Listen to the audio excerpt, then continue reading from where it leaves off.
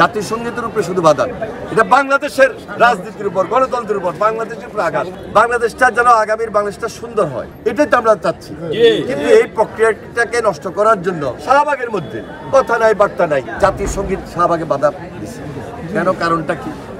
জাতীয় সঙ্গীতের উপরে শুধু বাধা, এটা বাংলাদেশের রাজনীতির উপর, গণতন্ত্রের উপর, বাংলাদেশের উপর আঘাত। এটা স্বাধীনতা এবং সার্বভৌমত্বের উপর আঘাত। বাংলাদেশটাকে গড়ার ক্ষেত্রে যদি বাধা হয়, স্বাভাবিক কারণে আমাদের চিন্তা বাড়িয়ে দেয়। মানুষ চায় দেশটাকে গড়তে চায়, মানুষ মিলেমিশে সুন্দরভাবে থাকতে চায়।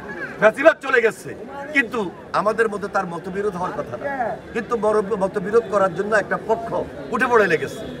তাদের স্বার্থ কি, তাদের উদ্দেশ্য কি, এটাও একটা বিচার বিশ্লেষণের ব্যাপার। হাসিনা যে সমস্ত অপকর্মগুলো করে গেছে, গুম করছে, খুন করছে, গণহত্যা করছে, ম্যাস কিলিং করছে, সবকিছু মিলাই তার বিচারটা দ্রুত হওয়া দরকার। বিশ্বমান দেখতে চায় মানুষ। এলএমই সার্টিফাইড বিশ্বসেরা কপারে তৈরি ওয়ালটন কেবলস, যা আপনার স্থাপনাকে রাখবে সব সময় নিরাপদ। পাশাপাশি দীর্ঘদিনের আন্দোলন সংগ্রামের মধ্যে আমরাও বলেছি যে একটা সংস্কার দরকার, এবং এই সংস্কারটা আমরাই নিয়ে এসেছি। 31 দফার মধ্যে প্রত্যেকটা সংস্কারের কথা উল্লেখ আছে।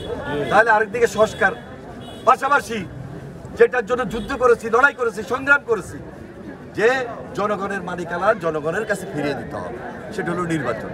নির্বাচন ছাড়া তো এটার কোনো বিকল্প নেই। আমাদের দায়িত্ব হলো পরিষ্কার। দেখেন, প্রেসিডেন্ট জিয়া তিনি জনপ্রিয় রাষ্ট্রপ্রধান ছিলেন।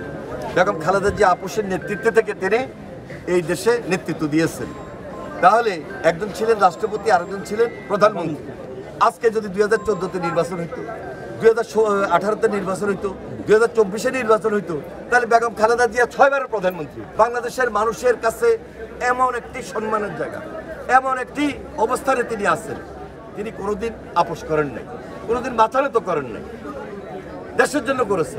এখন সময় আসছে আগামী নির্বাচন, মানুষ কিন্তু সেটার উত্তর দিয়ে দেবে।